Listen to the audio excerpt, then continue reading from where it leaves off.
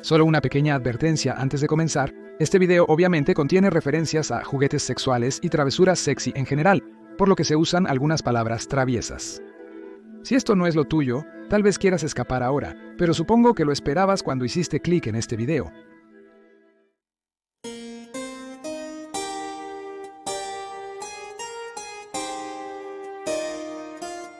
¿Las personas han usado juguetes sexuales por milenios?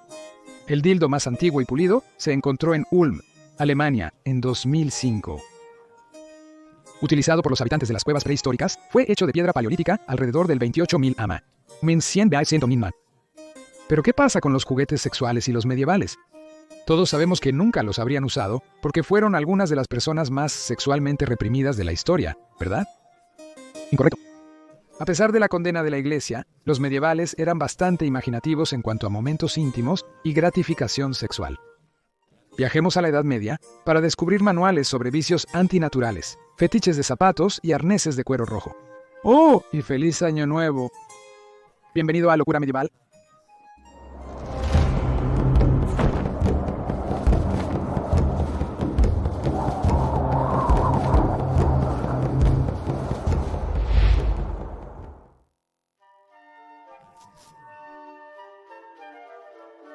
Los penitenciales eran libros de reglas eclesiásticas escritos por clérigos.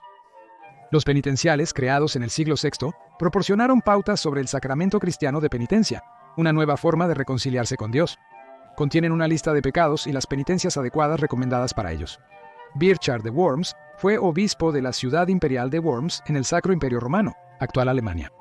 A finales del siglo X y principios del X, primero escribió 20 libros de leyes, un manual sobre los pecados y la penitencia requerida por cometerlos. No menos de 194 preguntas relacionadas con el sexo estaban contenidas en las páginas. En su volumen sobre la fornicación, Burchard definió por primera vez la sodomía como sexo entre dos hombres, citando el ejemplo de los sodomitas.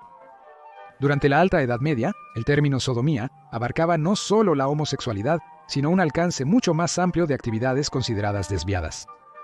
Tomás de Aquino creía que había 4 actividades consideradas pecados contra la naturaleza. Junto con la homosexualidad, ahora también incluía la bestialidad, la masturbación y el sexo entre parejas heterosexuales en una posición no misionera como una ofensa a Dios. Con el paso del tiempo, el término sodomía se volvió aún más vago. De hecho, llegó a prohibir cualquier actividad sexual que no fuera entre una pareja heterosexual casada en posición misionera, ya que el sexo era solo para procrear, nada más. Los escritores eran deliberadamente vagos porque hablar de desviaciones sexuales específicas podría dar ideas a las personas. No querían estar dando a su rebaño instrucciones sobre cómo pecar. Teodulf de Orleans escribió, cita, «Cuando se va, es persuadido por el diablo para caer en uno de los crímenes de los que anteriormente había sido ignorante». Muchos incluso creen que el comportamiento desviado podría pasar de una persona a otra, como algún tipo de enfermedad virulenta. Es bastante raro encontrar escritos medievales sobre el tema del lesbianismo. La primera mención a esto se halla en el Penitencial de Teodoro a fines del siglo VII. Él escribió, cita, «Si una mujer practica vicio con una mujer, deberá hacer penitencia durante 3 años». Los penitenciales del siglo VIII de Beda mencionan a monjas que participaron en relaciones homosexuales y usaron algún tipo de dispositivo fálico durante la actividad sexual, escribiendo, cita, «Si monjas con una monja usando un instrumento, 7 años de penitencia». Las relaciones sexuales ocurrían entre monjas en comunidades religiosas. San Agustín les advirtió contra compartir el amor carnal y recomendó que solo se bañaran en comunidad una vez al mes, en presencia de no menos de 3 otras mujeres. La Iglesia condenaba el lesbianismo, considerándolo un pecado contra la naturaleza como cualquier otro. En el siglo IX, el escritor franco arzobispo Heinmar de Reims escribió sobre lesbianas que usaban juguetes sexuales.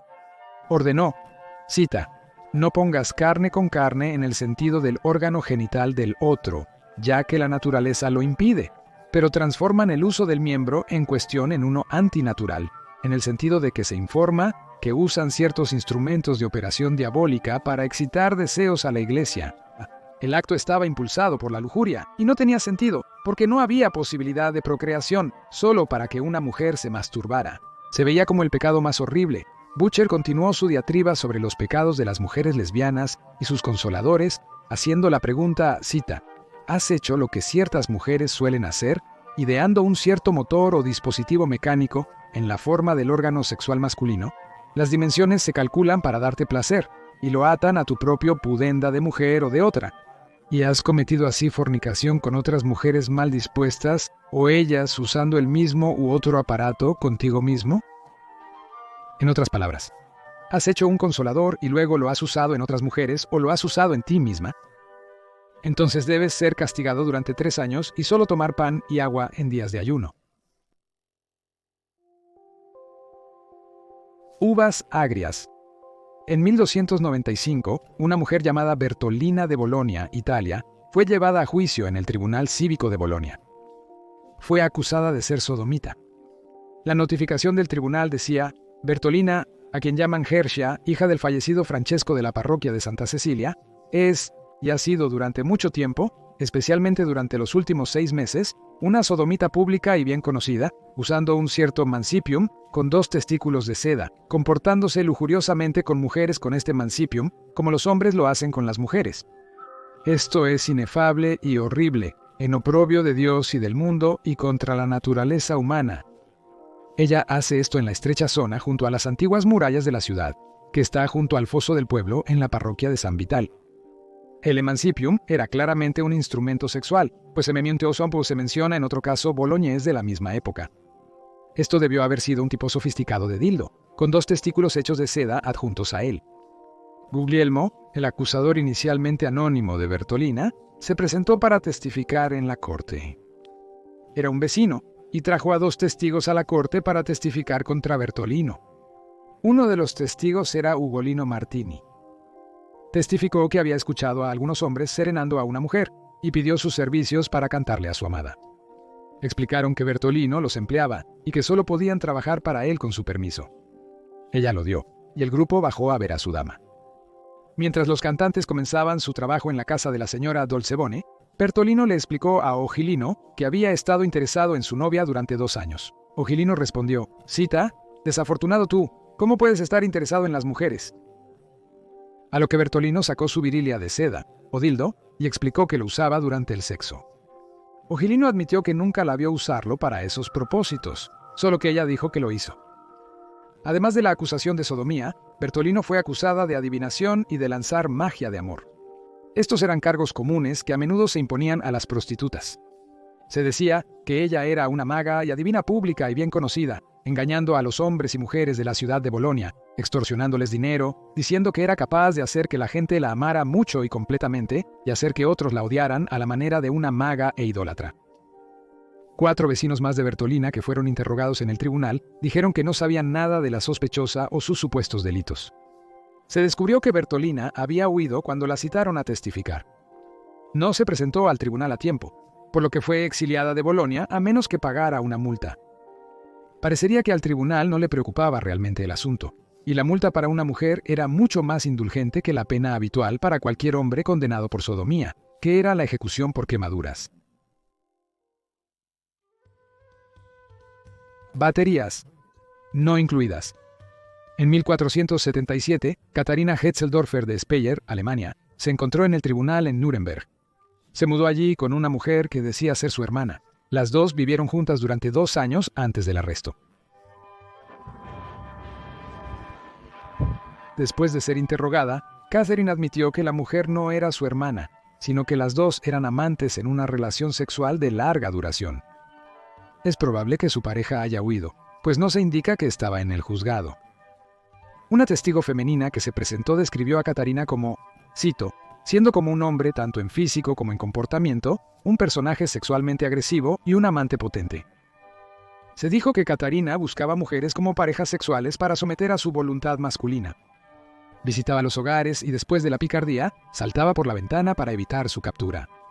Junto con otros testigos, se hizo que Katharina describiera cómo actuaba como un hombre y usaba, cito, un instrumento con un pedazo de cuero rojo en la parte delantera lleno de algodón y un palo de madera insertado en él, y perforó el palo de madera, pasó un cordón a través de él y lo ató alrededor.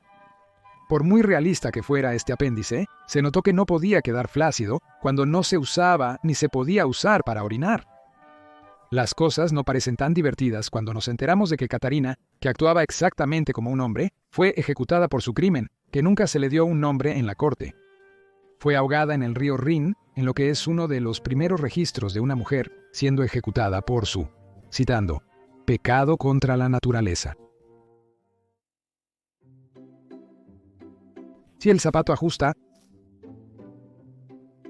El poulain era un estilo de calzado unisex que se popularizó en Europa en varias ocasiones durante la Edad Media. También se conocía como Krakow, ya que se originó en Polonia a mediados del siglo XIV, y se ha descrito como quizás, citando, el estilo de zapato más descaradamente sexual y pornográfico que jamás se ha usado. Hecho de material suave, el zapato o bota constaba de una punta extremadamente larga y tenía que estar relleno de musgo o lana para mantener la punta erecta, ya que con el tiempo se hacía cada vez más larga. Comenzando con unas modestas 2 pulgadas en los primeros días y terminando en unas impresionantes 14 pulgadas, algunos tenían una pequeña cadena en la punta que los unía desde la punta hasta la rodilla, para evitar tropezar. El Papa Urbano V odiaba la moda, llamándola, citando, una exageración contra las buenas maneras, una burla contra Dios y la Iglesia, una vanidad mundana y una loca presunción.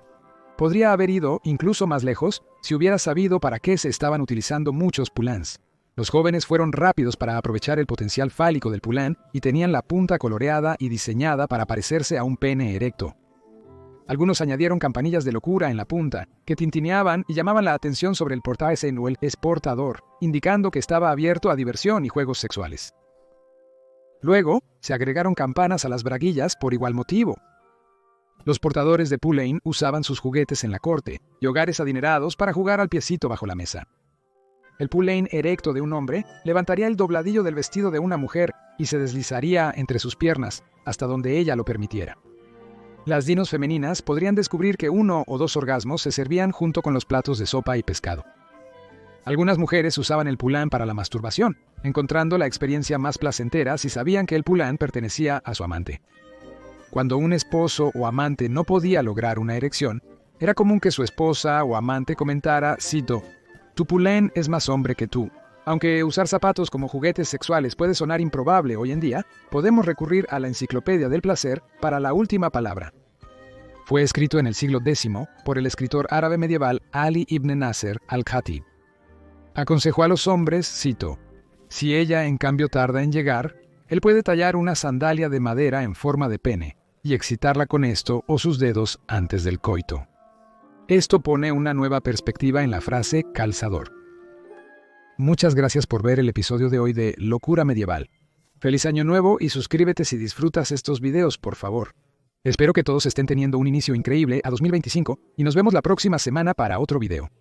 Mientras tanto, cuidado con las carriles de la piscina.